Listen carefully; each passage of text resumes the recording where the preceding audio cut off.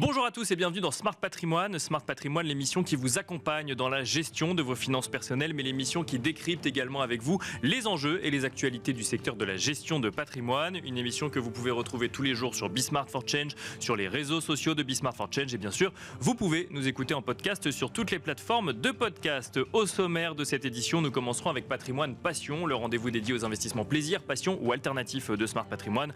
Nous nous demanderons dans un instant comment et pourquoi diversifier son patrimoine en achetant de l'art. Une question que nous poserons à Mathilde Courteau, directrice du département art chez Neuflize OBC. Nous enchaînerons ensuite avec Enjeu Patrimoine, un enjeu patrimoine consacré au journal de bord du médiateur de l'AMF. Quels sont les grands sujets, quels sont les grands litiges qui sont remontés sur le bureau du médiateur de l'AMF en 2024. Nous verrons cela avec Marielle Cohen-Branche, médiateur de l'AMF.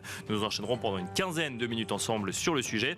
Et puis enfin, dans la troisième partie de l'émission, dans l'œil de l'expert, nous ferons un focus sur l'investissement dans le secteur de la défense à l'heure des questionnements ESG autour du sujet. Nous en parlerons avec Jérôme Russac, président du groupe Rain. On se retrouve tout de suite sur le plateau de Smart Patrimoine.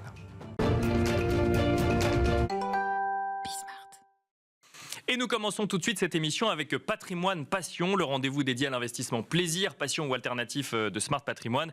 Et aujourd'hui, nous allons faire un focus sur l'investissement dans l'art. Nous allons nous demander comment diversifier son patrimoine avec des œuvres d'art. Pour en parler, nous avons le plaisir de recevoir sur le plateau de Smart Patrimoine Mathilde Courteau. Bonjour Mathilde Courteau. Bonjour. Bienvenue sur le plateau de Smart Patrimoine. Vous êtes directrice du département art chez Neuflize OBC et vous allez nous expliquer un petit peu comment vous accompagnez les fortunes ou les épargnants qui veulent diversifier leur patrimoine en achetant de l'art. Mais peut-être pour commencer, dans le contexte actuel de début d'année, qu'on suit de près sur toutes les classes d'actifs, puisqu'il pose un certain nombre de questions sur toutes les classes d'actifs, comment se porte le marché de l'art si on se place du point de vue d'investisseurs ou d'épargnants, Mathilde Courteau?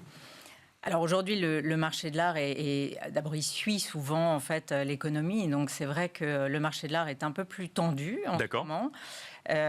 Donc il y a eu les foires de la TEFAF à Maastricht. Là, juste en ce moment à Paris, vient de se terminer la foire Art Paris. Bien sûr. C'est vrai que les annonces de Trump avec ses droits de douane, posent question. Et donc les collectionneurs sont toujours un petit peu tendus. D'accord. Ça crée un contexte quand même jusqu'au marché de l'art de questionnement des investisseurs, de ceux qui potentiellement pourraient acheter des œuvres d'art. D'accord. Oui, sachant que il y a toujours des acheteurs pour acheter des œuvres d'art de qualité. Le point le plus difficile, c'est souvent en période de trouble un peu économique, c'est d'obtenir des vendeurs qu'ils cèdent leurs œuvres d'art. D'accord. C'est plutôt ça. Et donc on se retrouve. Parce que c'est une valeur refuge pour ceux qui les possèdent. Oui, exactement. Et on part du principe que ça va moins fluctuer peut-être que des investissements dans des entreprises cotées ou dans des activités économiques. On préfère garder quelque chose de tangible en fait, plutôt que de s'en séparer sans savoir si il va y avoir des acheteurs pour les acquérir. D'accord. Et donc c'est ce qui vient peut-être ralentir un tout petit peu le marché. Ouais. On parle d'un grand mouvement ou simplement de questionnement à l'heure actuelle? Ce sont des questionnements, mais on voit quand même un petit ralentissement. C'est plus compliqué, Mais de toute manière, pour les œuvres de qualité, on trouvera toujours des acheteurs. C'est ce que je vous disais. C'est pour les œuvres peut-être un peu plus de qualité, mais peut-être un peu moindre. Là, ça devient un tout petit peu plus tendu parfois. Voilà. Si je reviens sur ces vendeurs qui ont peut-être un petit peu moins envie de vendre en ce moment, ça nous amène à une question. Pourquoi est-ce qu'on diversifie son patrimoine en investissant dans des œuvres d'art? Mathilde Courteau, pendant très longtemps, il y a eu cette idée que fiscalement c'était plus intéressant. C'est pas si vrai que ça aujourd'hui. Mais c'est pas la première raison pour laquelle on investit dans des œuvres d'art. Non, pas du tout. Alors nous, par exemple, au sein de la banque, on accompagne nos clients pour leurs achats, pour la cession, on réalise des inventaires. Donc ça, c'est vraiment l'ADN de notre département au sein d'une banque privée. Mais il n'y a pas de martingale, si vous voulez. Les gens qui viennent me voir en me disant j'ai envie d'investir dans l'art pour faire une plus-value. D'accord.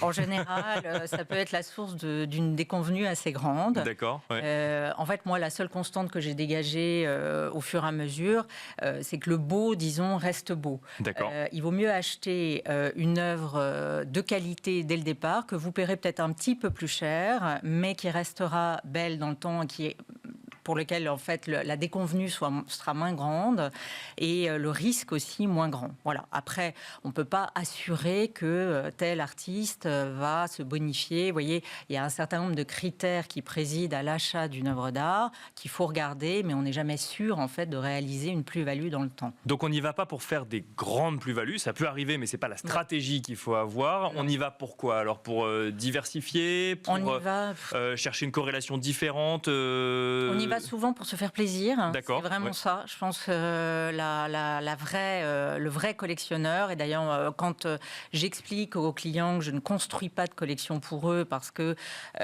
j'insufflerai mon goût, si vous voulez, dans la collection. Donc j'attends d'eux que ce soit leur choix et que ça leur fasse plaisir. Donc je pense que c'est vraiment ça qui doit être le moteur d'une collection d'art. C'est le plaisir qu'on va avoir à posséder une œuvre d'art chez soi.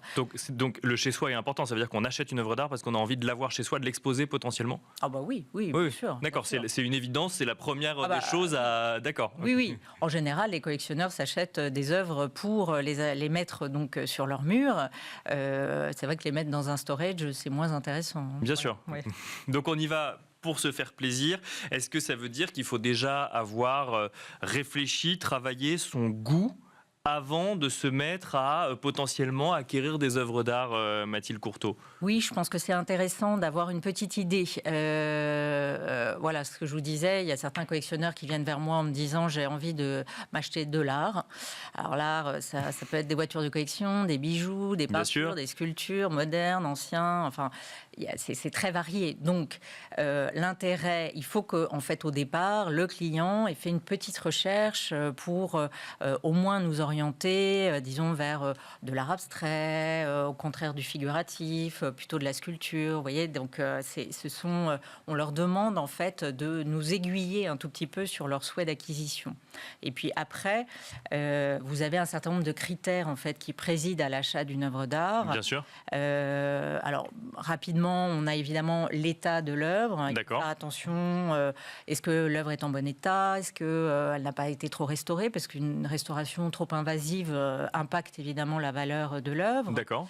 Il faut faire attention à la provenance, ça c'est capital. Est-ce que l'œuvre est passée par une collection prestigieuse? Est-ce qu'elle vient d'un galeriste renommé? Ça c'est important. Oui, c'est ça joue autant presque que l'auteur de l'œuvre. Tout à fait, oui. Aujourd'hui, la provenance c'est très important.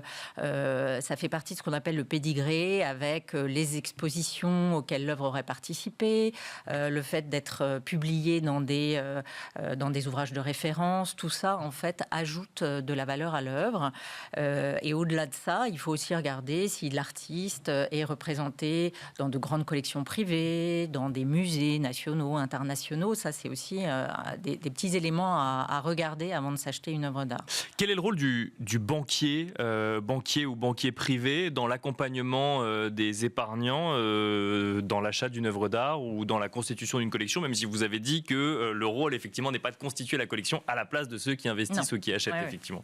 Alors, nous, on a un département assez original pour venir, moi, du marché de l'art. Je trouve qu'au sein de la Banque Neuflis OBC, on a un département assez original sur le marché parce qu'on est, en fait, on voit que les clients, on considère un petit peu ce marché de l'art comme opaque, un petit peu complexe, avec des acteurs qui peuvent être un peu intimidants parfois. Et donc, partant de ce constat, les banques privées ont choisi de se doter d'un service art, certaines, bien sûr, comme la nôtre, qui accompagne les clients sur ces sujets. Et l'avantage de cette petite structure, c'est qu'on est à la fois in et off market, c'est-à-dire on est dans le marché parce qu'on est très connecté, qu'on le connaît par cœur, qu'on connaît ses rouages, on connaît ses acteurs, et en même temps off market parce qu'on travaille avec tout le monde, mais personne en particulier. Ce qui nous permet d'avoir un point de vue complètement indépendant et d'offrir un conseil totalement indépendant en fait à nos clients. Et ça, c'est assez original en fait sur le marché de l'art. Ça vous est déjà arrivé de dire à un client Sur cette œuvre, alors, à moins que vous l'aimiez vraiment beaucoup, moi je n'irai pas parce que la provenance n'est pas forcément la bonne, je ne suis pas sûr de l'authenticité, sans même parler de plus-value. Mais, Ah, bien sûr, s'il y a un sujet sur l'authenticité, évidemment, si tous les éléments qu'on a cités précédemment, c'est-à-dire que s'il n'a pas regardé l'état, la provenance, etc., évidemment, je le mettrai en garde et je lui dirais, voilà, faites attention à ces éléments, au moins demandez-les pour être sûr de ce que vous achetez. Donc oui, c'est important. Nous, on les conseille, on regarde aussi, on fait des petites recherches pour eux, pour voir si l'œuvre n'a pas tourné trop sur le marché, si ce n'est pas un invendu, si les recherches ont bien été faites. Vous avez parfois des histoires de biens qui ont été spoliés, vous voyez, pendant la Seconde Guerre mondiale. Donc on vérifie toujours, ça fait partie aussi des conseils que l'on prodigue. On vérifie toujours si l'œuvre n'a pas été spoliée. Vous avez des databases dans lesquelles on peut regarder ça. Donc oui, on conseille nos clients, on les met en garde avant tout achat, bien sûr. Merci beaucoup Mathilde Courteau de nous avoir accompagnés dans Smart Patrimoine. Je rappelle que vous êtes directrice du département art chez Neuflize OBC. Merci beaucoup. Merci à vous. Et quant à nous, on se retrouve tout de suite dans Enjeu Patrimoine. Et nous enchaînons à présent avec Enjeu Patrimoine, un enjeu patrimoine consacré à certains des sujets traités par le médiateur de l'AMF en 2024. Et pour en parler, nous avons le plaisir de recevoir sur le plateau de Smart Patrimoine Marielle Cohen-Branche. Bonjour Marielle Cohen-Branche. Bonjour Nicolas. Vous êtes médiateur de l'AMF, vous êtes le médiateur de l'AMF. Votre rôle au sein de l'AMF, même si vous êtes une entité indépendante, c'est de tenter de régler à l'amiable des différends entre épargnants avec les professionnels régulés. Mais vous n'intervenez évidemment que sur les sujets dans le champ de compétences de l'AMF, soit les sujets financiers. C'est un service que tout épargnant peut solliciter. C'est gratuit et confidentiel, Marielle Cohen-Branche. C'est bien résumé ? Parfait, c'est confidentiel, effectivement, même vis-à-vis de l'AMF. C'est-à-dire que si je décèle un problème qui n'est pas on va dire, d'une erreur humaine, eh bien, ça permettra, sans atteinte à son image, aux professionnels de l'améliorer. Voilà. Et alors, vous voyez effectivement un certain nombre de sujets entre épargnants et professionnels régulés. Il y a des choses qui se passent bien, des choses qui se passent moins bien. Je vous propose de commencer tout d'abord sur le sujet investissement sur les marchés boursiers. Vous constatez, alors, on parle de 2024, de ce que vous avez constaté sur l'année 2024. Vous avez constaté qu'en 2024, vous aviez moins de sujets qu'avant sur les sujets investissement sur les marchés cotés, comme s'il y avait une meilleure compréhension quelque part de l'investissement sur les marchés cotés, Marielle Cohen-Branche. C'est vrai que les apprentis investisseurs au moment du Covid ont maintenant appris à investir. Et j'ai moins de dossiers. Alors, il est vrai aussi que jusqu'en 2024, les marchés s'étaient bien passés. Bien sûr. Et s'étaient effectivement améliorés. Donc, quand les cours montent, les litiges sont moindres. Mais une particularité qui m'a frappée en 2024, c'est que les ETF, Exchange Trading Funds, bien sûr, au fond, n'ont généré quasiment aucun litige. D'accord. Donc, ça mérite d'être remarqué. Bien sûr. Et donc, ce sont effectivement des placements dans des fonds indiciels cotés et qui effectivement sont moins chargés en frais, sont plus diversifiés et donc ont attiré une nouvelle clientèle parce qu'à toute heure, à tout moment, vous pouvez investir dans ces fonds. Et donc, c'est vrai que je n'ai eu, je crois, que 3 litiges dans toute l'année. D'accord. Dont un qu'il faut remarquer. Simplement, il faut savoir que le professionnel peut mettre fin à un ETF qui ne réussit pas bien. Mais c'est tout.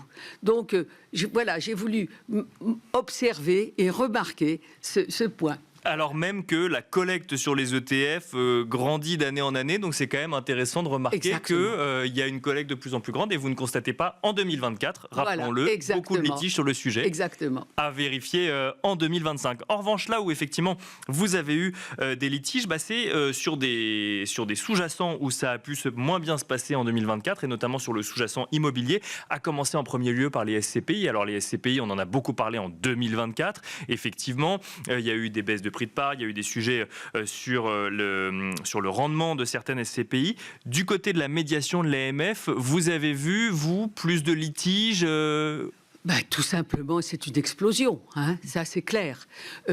Les litiges que nous recevons sont poreux par rapport à la conjoncture. Et ça n'étonnera personne que le retournement du marché immobilier a provoqué une inquiétude tellement forte qu'un certain nombre très important d'investisseurs ont cru nécessaire de demander le remboursement. Alors, les SCPI, en un mot, c'est la pierre papier, puisque moi, je ne suis pas compétente en immobilier, mais lorsque l'on souscrit des parts, effectivement, d'une SCPI, c'est bien du mobilier, c'est bien, effectivement, du financier. Bien sûr. Mais, effectivement, les sociétés de gestion, elles, vont investir dans l'immobilier. Et donc, cette porosité par rapport au marché a conduit à cet accroissement. Alors, quel type de problème? En fond, il y en a eu de deux sortes. D'une part, les investisseurs n'ont apparemment compris ou pris conscience de cette problématique que ce n'était pas liquide. D'accord, oui. Et donc, c'est le premier problème que j'ai eu, ça a été effectivement le délai d'attente. Le délai d'attente. D'accord, vous étiez saisi parce que les délais d'attente pour se faire rembourser étaient trop longs. Exactement. D'accord. Et donc, c'est à ce moment-là qu'il a fallu que j'explique à ces investisseurs qu'effectivement, pour pouvoir être remboursé, encore faut-il que quelqu'un ait, à l'inverse, envie d'en acheter. D'accord. C'est-à-dire qu'il faut bien distinguer, c'est ça qu'on a essayé de faire comprendre de façon pédagogique à ces investisseurs, qu'il y a un délai de l'enregistrement de leur demande de remboursement, qu'on appelle demande de retrait. Bien sûr. Et donc là, déjà, il peut y avoir à ce moment-là des professionnels qui ne le font pas forcément suffisamment rapidement. Et donc là, on va regarder ces dossiers. Et s'il y a un délai qui ne s'explique pas, on va demander une indemnisation, puisque, vous l'avez souligné, le prix de la part peut aussi effectivement commencer à diminuer, dans le délai en question, bien sûr. Que l'AMF a exigé que la revalorisation des parts se fasse tous les 6 mois. Et ça, ce premier délai, c'est celui du délai de traitement. D'accord. Et puis après, il y a le deuxième délai. C'est pas parce que vous êtes inscrit chronologiquement sur cette liste que vous allez être exécuté. Et c'est le délai d'exécution. Et donc là, on peut attendre 1 an et demi. Parce qu'il faut un acheteur de l'autre côté. D'une part, et que vous avez une liste d'attente et que des gens sont avant vous pour des montants très importants. Et puis à partir de ce moment-là, il y a eu un troisième problème, c'est que les gens et les investisseurs ont commencé à dire « mais finalement, j'ai peut-être donc été mal conseillé ». Et donc, on va aller regarder si, par rapport à cela, ça ouvre le dossier du mauvais éventuel conseil. Parce que si je comprends bien, ce premier problème, enfin en tout cas, c'est ce premier sujet de litige que vous avez vu sur les SCPI, quelque part, c'était une méconnaissance du fonctionnement de sortie de la part d'investisseurs particuliers qui, lorsqu'ils ont redécouvert le fonctionnement, se sont retournés vers leur conseil quelque part. D'accord. Et donc là, il y a un document que je regarde particulièrement parce que les parts de SCPI sont des produits complexes et que le professionnel doit vérifier que le client a bien été informé. Et quand j'observe qu'il y a eu cette page unique qui est signée par le client, où on va en 6 questions ou en 6 phrases lui expliquer que c'est illiquide, que c'est soumis aux aléas, que peut-être il ne peut pas, là je ne peux rien. En revanche, je ne sais pas ce que verbalement on lui a dit. Bien sûr. Oui. Mais moi je m'appuie sur les documents qu'il a signés, surtout quand le document est, on va dire, est court.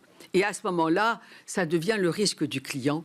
Et ça n'est plus la responsabilité du professionnel. Vous mentionniez 2 types de litiges sur les SCPI. Le deuxième, du coup le premier, c'est ce que j'ai dit, c'est le délai de traitement. D'accord, et le deuxième, c'est des délais d'exécution. Donc, moralité, gardez bien effectivement tous les écrits de votre conseil quand vous voulez potentiellement pouvoir vous retourner contre je les demande aussi aux professionnels. Bien sûr. Bon, mais effectivement, il va apprendre qu'il a signé, par exemple, un document qui lui expliquait parfaitement ce qu'il n'a peut-être, qu'il aurait dû lire. Je ne parle pas des dossiers qui font 25 ou 30 pages. Bien sûr. Je parle d'une page unique, manuel de bonne compréhension. manuel, si jamais aujourd'hui quelqu'un a envie d'en acquérir, avant de signer le manuel de bonne compréhension, là, qui fait qu'une page, lisez-le. Lisez-le, effectivement. Toujours sur le sous-jacent immobilier, il y a d'autres types de placements ou d'investissements, notamment le crowdfunding immobilier. Là aussi, vous avez eu des litiges Beaucoup de litiges. Pour la même raison, ce retournement du marché immobilier a fait que, effectivement, alors qu'est-ce que c'est le crowdfunding immobilier? Ce qu'on appelait le financement par la foule. C'est très attractif a priori. Pourquoi? Parce qu'on vous dit, vous allez investir une toute petite somme qui va avoir un intérêt de 10% par an. Et donc, allez-y. Et en réalité, les dossiers que nous avons eus, qui ont donc effectivement été beaucoup plus importants en nombre, eh bien, les investisseurs, en réalité, ont investi dans des opérations très complexes de promotion immobilière à travers des obligations, ce qu'on appelle des conseillers en investissement participatif, et que c'est très compliqué la promotion immobilière. Et donc, je me suis aperçue, et c'est ça l'essentiel de mon analyse, qu'il faut distinguer ce qui est le retournement du marché immobilier et donc l'aléa qui fait que les entreprises qui vont financer ou construire les logements qui auront été financés dans le cadre de cette promotion, de ce qui est l'insuffisance professionnelle de ces plateformes qui, avant de proposer, doivent se renseigner et apprécier la viabilité de ces projets. L'ont-ils fait? Et malheureusement, dans beaucoup de dossiers, je m'aperçois que l'insuffisance professionnelle de compétences ou l'inexactitude des garanties, l'insuffisance de la viabilité est au rendez-vous. Malheureusement, dans ces cas-là, le plus souvent, l'entreprise émettrice va se retrouver dans les dossiers que j'ai en procédure collective, et comme mes investisseurs seront plutôt des créanciers chirographaires, ils n'auront plus rien à la fin. Créanciers chirographaires parce que ils ont souscrit une obligation. C'est ça. Oui, et que l'émetteur de cette obligation est en liquidation judiciaire. D'accord, ok.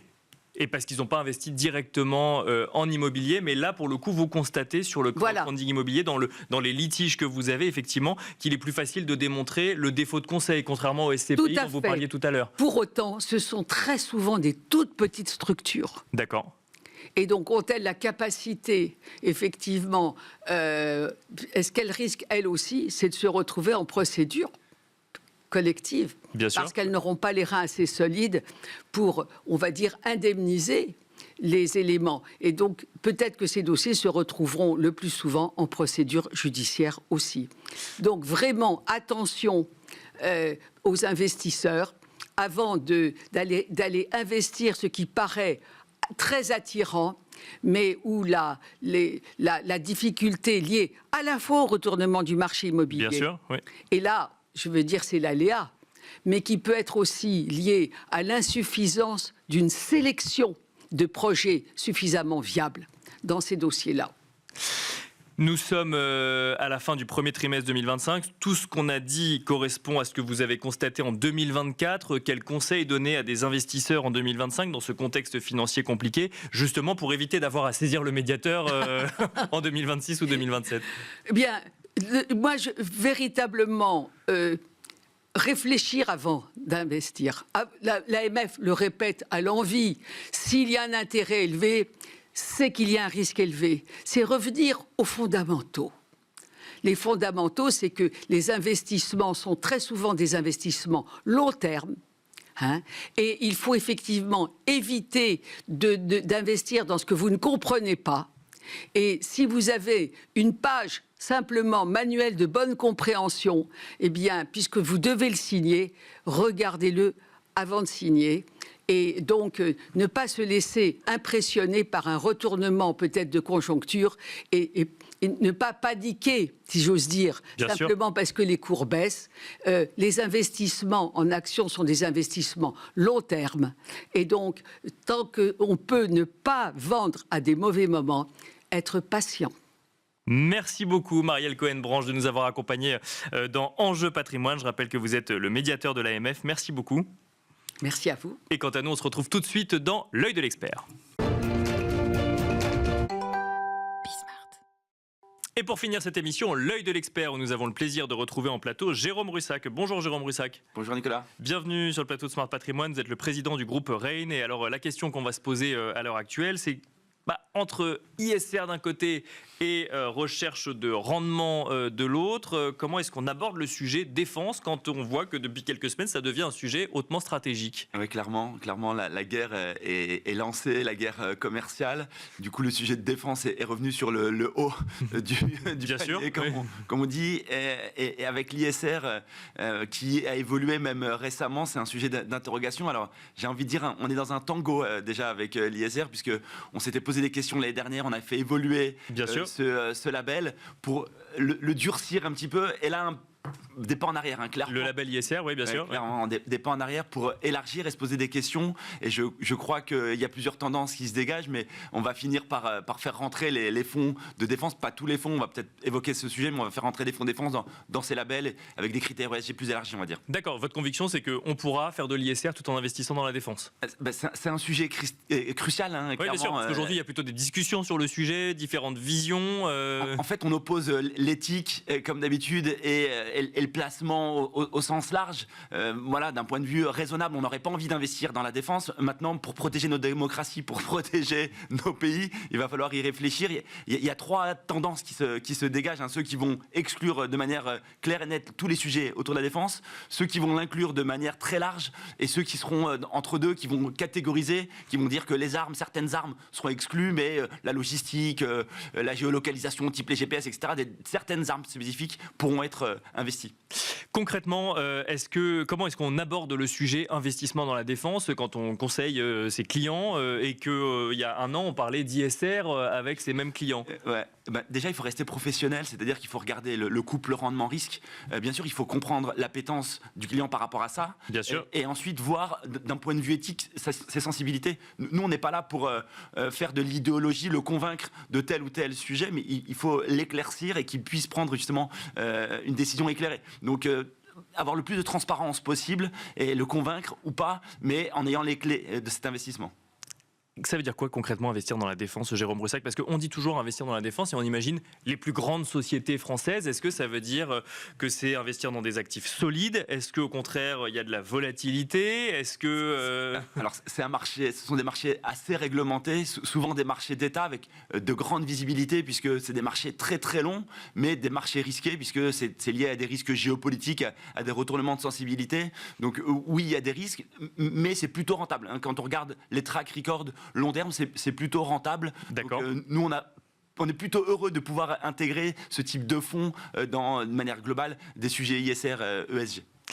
Concrètement, alors effectivement, on a parlé des labels ISR, il y a effectivement la position d'un certain nombre d'asset managers aussi sur le sujet. Dans la discussion qu'on a avec ses clients, il faut leur expliquer ce qu'ils lisent d'un côté, Je crois qu'il y a eu une prise de conscience. Ces sujets étaient plutôt écartés il y a encore quelques semaines, quelques mois. Aujourd'hui, je vais utiliser une expression, je crois que tout le monde monte au front. Oui, d'accord. On a même vu l'AMF, l'autorité des marchés financiers, récemment mettre en place une procédure accélérée pour labelliser ou valider des fonds qui se créeraient récemment sur des sujets défense. Donc voilà, tout le monde prend le sujet en main et il va falloir clairement s'y intéresser. Et comme je le disais, c'est un sujet cœur pour protéger au sens large notre pays. Donc on sent qu'il y a une volonté politique derrière et que le conseiller en gestion de patrimoine doit éclaircir son client sur pourquoi est-ce qu'on en parle autant depuis un mois. Mais tout est politique. Quand on parle d'écologie, quand on parle de sauvegarde de la planète, ça reste des sujets politiques. C'est quels moyens on veut mettre et qu'est-ce qu'on veut faire pour sauver la planète au sens large. Et voilà, dans l'équilibre des forces, si une moitié a des armes nucléaires, est-ce qu'il ne faut pas que l'autre moitié l'ait aussi pour équilibrer? Donc voilà, je ne veux pas faire de débat ici, mais nous on regarde ça. C'est les questions qui se posent, notamment dans les sujets investissement. Clairement. Et nous, nos investisseurs, voilà, ils sentent bien qu'avec leur carte d'électeur, ils ont moins de poids, mais avec leur argent, ils peuvent avoir du poids. Donc ils pèsent aussi avec ces sujets, clairement. Merci beaucoup, Jérôme Russac, de nous avoir accompagnés dans la dernière partie de Smart Patrimoine. Je rappelle que vous êtes le président du groupe Rain. Merci beaucoup. Merci à vous. Et quant à nous, on se retrouve très vite sur Be Smart for Change.